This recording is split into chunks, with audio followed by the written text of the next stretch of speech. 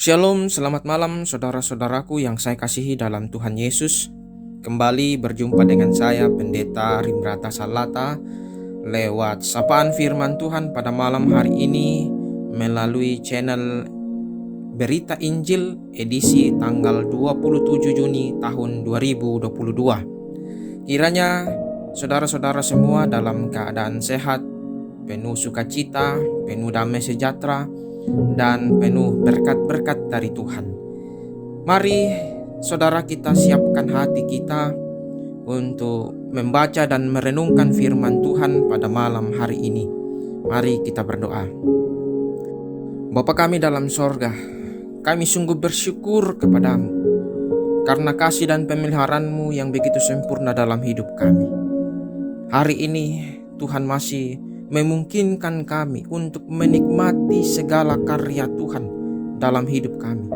Tuhan juga memberikan kami kesehatan, kekuatan untuk kami boleh bekerja, mengerjakan segala tugas dan tanggung jawab kami sebagai anak-anak Tuhan. Dan pada malam ini Tuhan, kami mau membaca dan merenungkan firman Tuhan. Kami mau mendengarkan kebenaran firman Tuhan.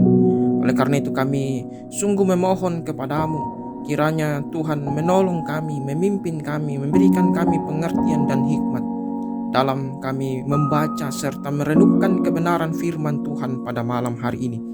Sehingga kami hari demi hari betul-betul diubahkan menjadi serupa seperti Kristus. Kami terus bertambah-tambah teguh di dalam iman, pengharapan, dan kasih. Ampuni salah dan dosa kami Tuhan. Terima kami yang datang berdoa.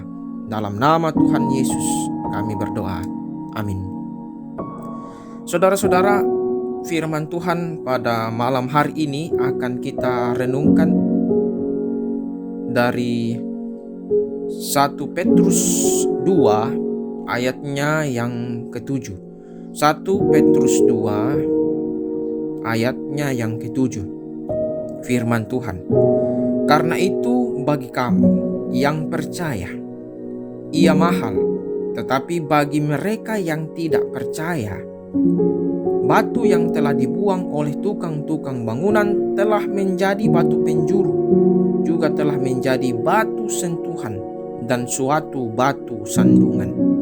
Demikianlah firman Tuhan. Berbahagialah kita yang masih dimungkinkan untuk membaca dan merenungkan firman Tuhan. Saudara-saudara, firman Tuhan ini akan kita renungkan dalam satu tema, Kristus batu penjuru. Kristus batu penjuru. Saudara, bagaimana perasaan saudara ketika saudara ditolak oleh orang yang saudara kasihi? Ditolak oleh orang yang kita kira bisa menerima kita apa adanya. Saya kira jawabannya pasti kita akan terpukul. Kita akan kecewa. Kita akan merasa bahwa ini adalah suatu pukulan yang besar bagi kita. Nah, Kristus yang adalah Sang Halik, pencipta dunia dan segala isinya, itu ditolak oleh ciptaannya sendiri sejak kedatangannya ke dunia. Dia adalah batu hidup, batu yang dapat memberikan kehidupan kepada setiap orang yang menerimanya. Pertanyaannya adalah mengapa Yesus ditolak oleh orang-orang Yahudi? Yang pertama, orang Yahudi pada masa itu memiliki cara pandang yang salah. Mereka meyakini bahwa Mesias datang untuk membebaskan bangsa Israel dari penjajahan Romawi. Tetapi ternyata Yesus tidak demikian. Kedua, orang Yahudi melihat dengan kacamata manusia. Mereka memandang remeh. Mereka menganggap bahwa tidak mungkin Mesias keturunan dari tukang kayu miskin dan berasal dari Galilea. Yang ketiga, pengajaran Yesus itu penuh dengan kontroversi dan popularitasnya mengalahkan para ahli Taurat dan orang Farisi. Jadi kehadiran Yesus itu menjadi ancaman buat mereka karena banyak pengajarannya bertentangan dengan apa yang mereka pegang. Mujizat dan hikmatnya telah membawa banyak orang mengikut Yesus sehingga ahli-ahli Taurat merasa tersaingi dan takut tersisihkan. Jadi alasan-alasan ini membuat Yesus ditolak, ditangkap, diadili, dianiaya, dan berakhir dihukum salib sampai dia mati. Namun Yesus adalah batu penjuru yang hidup. Dia dibangkitkan pada hari ketiga sehingga memberikan jaminan hidup kekal kepada orang yang mempercayainya sebagai Mesias. Saudara-saudara, ada seorang pemuda. Dia telah menerima Yesus sebagai juru selamatnya. Ia rindu dapat memberitakan Injil kepada tetangganya. Ia kemudian mendoakan tetangganya sebelum pergi bertamu. Hati kecilnya berkata bahwa tetangganya ini akan menerimanya karena ia memiliki relasi yang baik dengan tetangganya. Dan tetangganya juga pernah bertanya mengenai Yesus. Namun yang terjadi justru sebaliknya. Bukan hanya beritanya tidak didengarkan, tetapi ia juga ditolak. Bahkan diusir dari rumah tetangganya itu. Pemuda ini tidak menyangka perlakuan buruk dari tetangganya. Ia sedih, tetapi ia tidak mau berlarut-larut dalam kesedihan karena ingat bahwa Yesus sendiri pernah mengalami penolakan. Ia tetap bersyukur karena menerima Tuhan Yesus. Apapun yang terjadi dalam hidupnya tidak mengubah jaminan kekal yang telah ia terima. Saudara-saudaraku yang saya kasihi dalam Tuhan Yesus, jika saat ini saudara-saudara sudah menerima Kristus sebagai Tuhan dan Juru Selamat pribadi saudara, percayalah bahwa saudara telah menerima jaminan hidup yang kekal. Oleh karena itu bersyukurlah atas anugerah yang telah saudara terima itu. Dan beritakanlah kabar sukacita itu kepada sesama saudara. Namun bila saudara belum menerima Kristus sebagai Tuhan dan Juru Selamat pribadi saudara, mari jangan tunda lagi. Terimalah Yesus sebagai Tuhan dan Juru Selamat pribadimu. Karena di dalam Yesuslah ada keselamatan, ada penebusan, ada pengampunan dosa.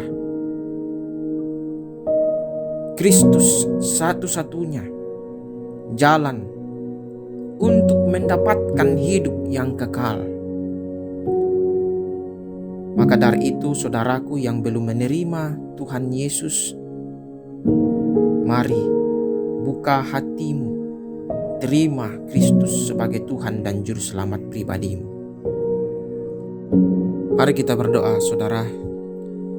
Bapa kami dalam sorga, kami bersyukur bahwa kami boleh merasakan dan mengalami kasih-Mu yang begitu luar biasa itu di dalam dan melalui Kristus Yesus Tuhan kami.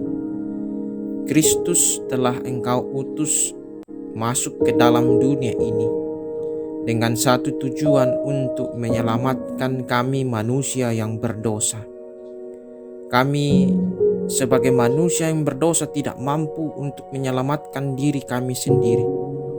Tetapi atas kasih Tuhan, atas pertolongan Tuhan, Engkau mengutus Kristus untuk datang ke dalam dunia, berkorban di atas kayu salib untuk menyelesaikan dosa-dosa kami, menebus dosa-dosa kami, sehingga kami boleh dilayakkan menjadi anak-anak Allah, menjadi umat Allah yang kemudian berhak mewarisi kerajaan Allah. Di dalam Kristuslah kami menikmati bahwa kami adalah ahli waris kerajaan surga. Bapa kami dalam surga, kami doakan saudara-saudara kami yang belum menerima Kristus sebagai Tuhan dan Juru Selamat pribadi mereka. Tuhan, ketuklah hati mereka sehingga mereka boleh melihat bahwa hanya Kristuslah satu-satunya Tuhan dan Juru Selamat yang mampu menyelamatkan mereka dari kutuk dosa. Kiranya Roh Kudus bekerja untuk meyakinkan saudara-saudara kami untuk percaya kepada Kristus, Sang Juru Selamat itu. Kami berdoa untuk saudara-saudara kami yang sakit. Tuhan berkati mereka, Tuhan pulihkan keadaan mereka. Kiranya setiap upaya-upaya pengobatan yang mereka terima boleh dipakai oleh Tuhan untuk menyatakan kesembuhan bagi saudara-saudara kami yang sakit. Saudara-saudara kami yang punya pergumulan dan masalah, Tuhan juga memberikan kekuatan, Tuhan memberikan pertolongan, Tuhan memberikan penghiburan kepada saudara-saudara kami yang punya permasalahan hidup, agar mereka tidak kehilangan pengharapan, tidak putus asa akan kehidupannya, tetapi terus percaya dengan iman bahwa Tuhan akan memberikan pertolongan tepat pada waktunya. Kami doakan juga para pemerintah kami, Tuhan berkati, Tuhan mampukan mereka untuk mengangkat tugas dan tanggung jawab sebagai pemerintah, menjalankan roda pemerintahan dengan baik, adil, penuh bijaksana, sehingga kami boleh merasakan bahwa tangan kasih Tuhan senantiasa memelihara kehidupan bangsa dan negara kami. Terima kasih Tuhan. Ini doa kami yang kami bawa di dalam nama Tuhan kami Yesus Kristus. Itulah Tuhan dan Juru Selamat kami, dan yang juga telah mengajar kami berdoa Bapa kami. Bapa kami yang di sorga, dikuduskanlah namamu, datanglah kerajaanmu, jadilah kehendak-Mu di bumi seperti di sorga. Berikanlah kami pada hari ini makanan kami yang secukupnya, dan ampuni kami akan kesalahan kami, seperti kami juga mengampuni orang bersalah pada kami. Dan jangan membawa kami ke dalam pencobaan, tapi lepaskanlah kami daripada yang jahat, karena Engkaulah yang punya kerajaan dan kuasa dan kemuliaan sampai selama-lamanya. Amin. Selamat malam saudara-saudaraku, selamat beristirahat. Tuhan Yesus memberkati.